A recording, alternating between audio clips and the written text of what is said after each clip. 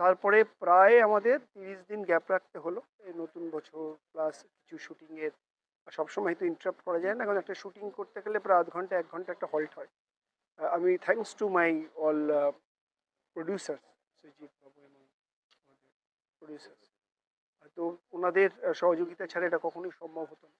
ওনারা আমাদের, বাট এটা খুব প্রয়োজন আমরা মনে করি, কারণ আমাদের যে প্রতিদিন যে আমাদের চ্যালেঞ্জ, সেটা আর্টিস্ট হোক বা আমাদের টেকনিশিয়ানস বিভিন্ন ডিফারেন্ট প্রডিউসার হোক বা আমাদের ডিরেক্টর হোক, অ্যাসিস্ট্যান্ট ডিরেক্টর হোক, যারা ডিওপি আছেন, ক্যামেরাম্যান আছে, তারা হোক, প্রত্যেকের একটা করে চ্যালেঞ্জ যে তার প্রোডাক্টটাকে বেস্ট টু বেস্ট করতে হবে, টিআরপি ভালো রাখতে হবে, মানে সিরিয়ালটা বন্ধ হয়ে যাবে, আবার একটা অনিশ্চয়তা।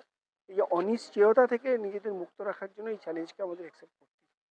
তো সেখানে আমরা চেষ্টা করছি যে পিজি, আমি অত্যন্ত কৃতজ্ঞ, ধন্যবাদ জানাবো ডিরেক্টর অফ পিজিকে, যে তার সহযোগিতা ছাড়া এবং এইচওডি যিনি আমাদের সাইকেল ডিপার্টমেন্টে, আর তার সহযোগিতা ছাড়া এটা করা সম্ভব হতো না। তারা বারবার আমাদের হাতে ডক্টর পাঠাচ্ছেন, সহযোগিতা হাত। আজকে এত পিজিতে একটা বড় কনফারেন্স, তারপরেও স্পেশালাইজ ডক্টররা এসছেন, তারা কথা বলছেন।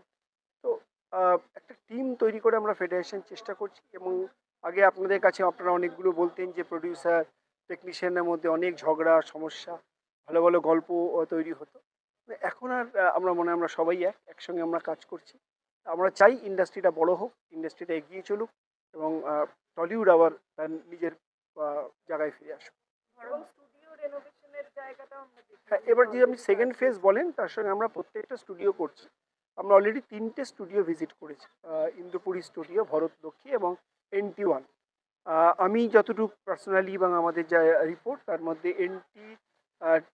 ইন্দ্রপুরী স্টুডিও খুব ভালোভাবে রেনোভেশন শুরু হয়েছে। কিছুদিনের মধ্যে আপনাদের ইনভাইট করব, যে অবস্থায় ছিলেন তার ছবি আপনাদের কাছে আছে, আর কি হতে চলেছে সেটা আপনারা দেখতে পাবেন। ভরতলক্ষ্মী অলরেডি করে ফেলেছে অনেকটা, প্রায় 50%। সব থেকে যেটা ভরতলক্ষ্মীতে একটা বড় ছিল, যে আমাদের যারা জুনিয়র বা কোয়ার্টিস্ট তাদের বসার জায়গা ছিল না, ও খুব সুন্দর জায়গাটা করেছেন। আমি থ্যাঙ্কস টু যিনি ওনার অফ দি ভরতলক্ষ্মী। আরও ভালো ইমপ্রুভমেন্ট চলছে, ওয়াশরুমগুলো দেখছি।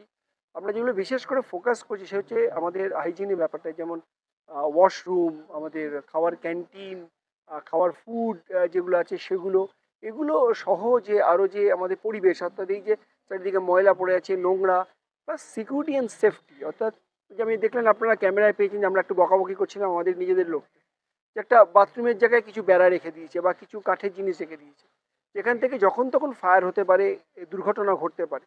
আসলে খুব ছোট ছোট জিনিস থেকে একটা বড় দুর্ঘটনা ঘটে, সেগুলো যদি আমরা প্রিলিমিনারি এখন বন্ধ করে দিতে পারি সেগুলো। এবং আমি ধন্যবাদ মিস্টার দাসানিকে, কি আমাদের আহ, যারা ওনার অফ দি ভরতলক্ষ্মী বা ইন্দ্রপুরী স্টুডিও, মিস্টার নবীন জ্যোতি চোখানি, আমাদের যিনি আছেন তেজসজি আছেন, আমাদের সৌগত আছেন, এরা সবাই আমরা বলার পর তারা কিন্তু ইমপ্রুভমেন্টের চেষ্টা করছেন এবং শুরু করে দিয়েছেন।